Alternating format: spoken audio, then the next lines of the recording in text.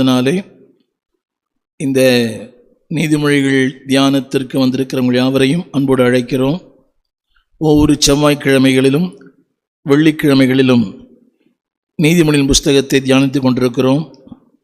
இது 62வது பாகம். இந்த நாளின் செய்தி நீதிமொழிகள் 14ஆம் அதிகாரம் 13ஆம் வசனம்.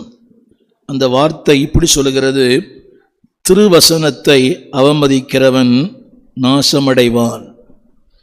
அதாவது திருவசனத்தை அசட்டை பண்ணுகிறவன், திருவசனத்துக்கு கொடுக்க வேண்டிய மதிப்பை கொடுக்காதவன், அவமதிப்பு என்று சொல்லுவது டிஸ்பைசிங், அசட்டை பண்ணுவது.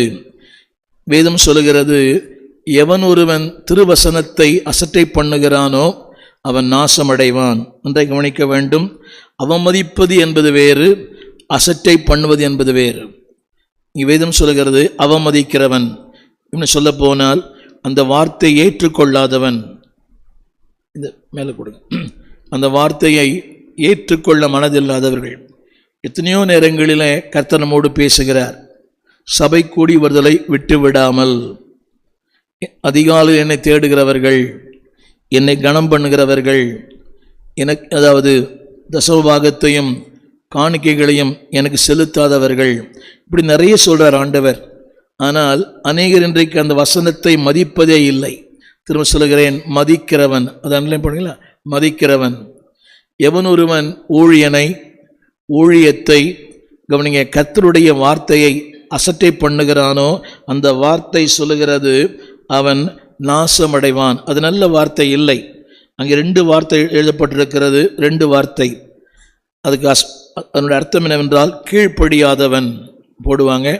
கீழ்ப்படியாதவன், வசனத்திற்கு கீழ்ப்படியாதவர்கள்.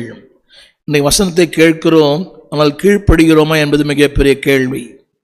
கேட்கிறோம், யாக்கோபு சொல்லுகிறான், கேட்களாய் மாத்திரமல்ல அதன்படி செய்கிறவர்களாயும் இருங்கள். அப்படியானால் அவமதிப்பது என்பது வார்த்தையினுடைய இன்னொரு பொருள் கீழ்ப்படியாமை, அசட்டை பண்ணுவது. இப்படி சொன்னால் உங்களுக்கு புரியும். அதை மதிப்பது இல்லை. அந்த அவமதித்தல் என்ற வார்த்தைக்கு இத்தனை அர்த்தம் இருக்குது. கடந்த வாரத்தில் போட்டி இருக்குது. அதில்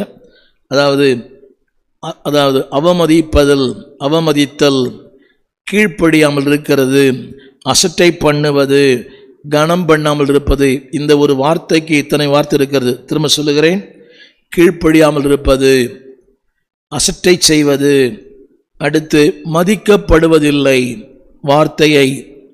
வார்த்தையின் ஆழங்களை, சபையை